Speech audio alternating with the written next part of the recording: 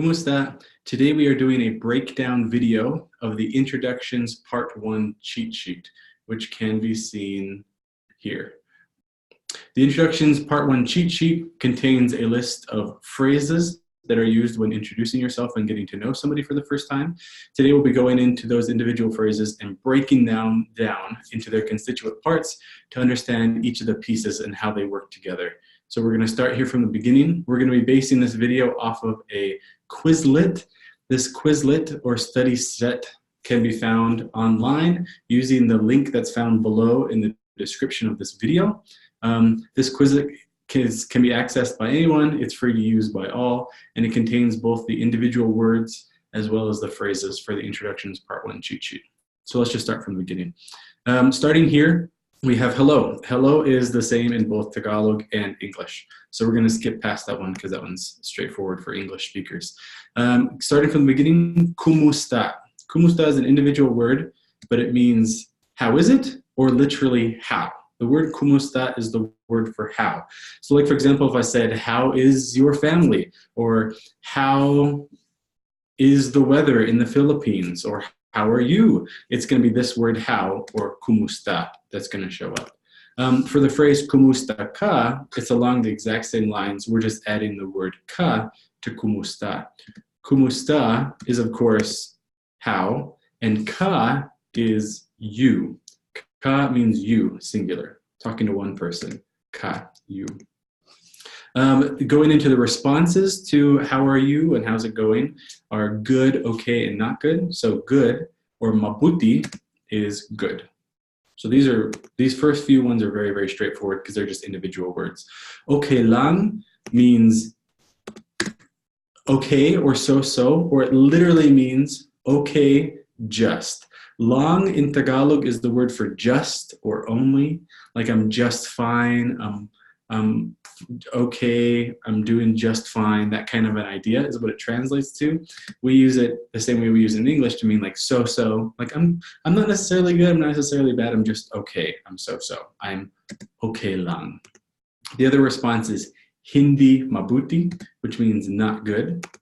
Hindi means not or no. When asking a question saying, are you from America? Or are you from Australia? And if you're not, you'd say hindi.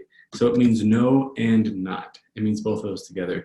For this phrase, hindi mabuti, it of course means not good. So it's the not part of that. And then of course, mabuti is good. Mabuti is good. Going on to our next phrase, ano ang pangalan mo? So let's break this down. Altogether, it means what is your name? Broken down, ano means what? And that's just straightforward, just like how we use it in English. What is the capital of Australia? What is your name? What is your favorite color? The same way we use what in English is how they use ano in Tagalog. Pangalan, the big word in the middle, means name. And that's straightforward. Pangalan means name. Then your name, the name of your pet, the name of the city, pangalan is your go-to for all those. And the last word, mo means your. And that, of course, is straightforward. Notice, however, that in our original phrase, your comes after the thing it is. So what is your favorite color? What is your name? What is the name of your spouse? The your part comes afterwards. Instead of your name, it's name your. Instead of your favorite color, it's favorite color your. So this your comes afterwards. And then the response to that is ako si blank. I would say ako si Garrett, or I am Garrett. Breaking that down, ako means I or me. The si part of that doesn't translate to anything. It doesn't translate to anything specifically in English. This is an important thing. In English, we say, I am Garrett, I am Brother Giblet, but there is no to be. There is no am, is, was, are, were, those kinds of words. The to be verb doesn't exist in Tagalog. We're literally saying, I, Garrett. So there is no to be. So si doesn't mean am in Tagalog. It just is its own thing. It's a grammar concept that doesn't translate to anything in English. For the phrase masaya akong makilala ka, which means I am happy to meet you, we're going to break that down into its parts. Masaya, the first word, means happy. And that's the typical emotion, the same way we use it in English. Masaya is happy. It can also mean fun, like, oh, this is a fun day, or this is a fun activity. Masaya is also used along the same lines. Ako, like we talked about earlier, ako means I or me. Makilala means to meet. It's the verb to meet somebody. So that one's straightforward. And then ka is, of course, you. You'll notice here that there is this inclusion of an ng on the end of it. That's very common in Tagalog. They like to slap letters either on the beginning or the middle or the end of words, but the original word found within, for example here, ako, doesn't change. Ako still means I or me, like we talked about earlier, found right here. So be on the lookout for this. In this particular case, this ng attached to the end of akong translates to the word to, T-O. So literally we're saying, happy I to meet you. Happy I to meet you is what it's saying. And then as a reminder, the am, there is no to be in Tagalog. So literally you're saying, I happy to meet you, or happy I to meet you. There is no am. There's that one. Let's skip to the next one. And then the response to, it's nice to meet you, I'm happy to meet you, is ako din, or me too. And this one's beautifully straightforward as well. Ako means I or me, and din means to, or as well, or also, that same idea of including somebody else. Mine too, his family as well, that same idea is all din.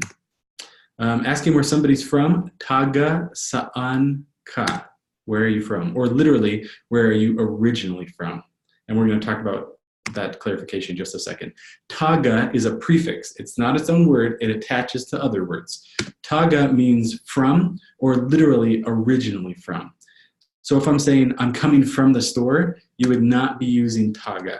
This is asking the origins of something. Where are you originally from? Where is my phone originally from? That kind of an idea. That kind of a from is taga. And then the word saan means where. And this one's straightforward as well. The same way we use it in English. Where is the bathroom? Where are you from? That same kind of where, that question word is saan. And then ka, which is of course you. So that one's straightforward. The response, saying where you're from, is taga blank ako. I would say taga Montana ako. And again, this is talking about where you're originally from, because we're using that prefix taga, originally from. And then the ako, like we've been using in the other sentences, is I or me. I or me. Ano ang trabaho mo, or what is your work? Let's break that down into its parts. Ano, like from the earlier sentence, what is your name? Ano is what, and that one's straightforward.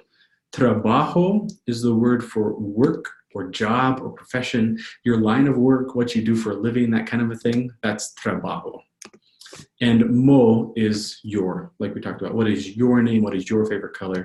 Mo is that same thing. And as a reminder, remember the mo goes after the thing. What is work? Your. What is name? Your. What is favorite color? Your. And we didn't talk about this earlier, but this ang also doesn't translate to anything in English. Some people translate it to the, because we use it for the Church of Jesus Christ of Latter-day Saints, or the Book of Mormon. Is that word, but it doesn't always mean the. In this case, it doesn't mean the. We roughly translate it to mean is, but there is no to be. There is no is in Tagalog, so it doesn't translate to anything in English. It's just a necessary grammar thing that happens within Tagalog sentences. And then the response to what is your job is the job, ako. And that one's straightforward. Ako being I or me as well. That's it. Oh, we have a couple more left over, excuse me.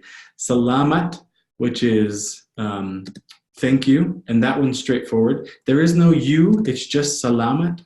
You don't say salamat ka being the word for you. We just say salamat. And that means thank you or thanks. Walang problema means you're welcome, or literally no problem. And ingat means goodbye, or literally take care. It's the verb to take care. Like when somebody's leaving, you say, hey, take care, so long, that kind of an idea. That's ingat. Let's back up and talk about walang problema. Problema is, of course, the word for problem, the same way we use it in English, problema. That comes from Spanish. That's why it looks so much like English. And then walang, wala, this first 4 letters is the word for no or none. Like there are no missionaries in this particular country, or there are no books on the shelf. That is wala. So here we're saying again, no problem. So we're saying there's no problem. So wala is, of course, the no part of that. And that's it for this particular set of introductions. Salamat.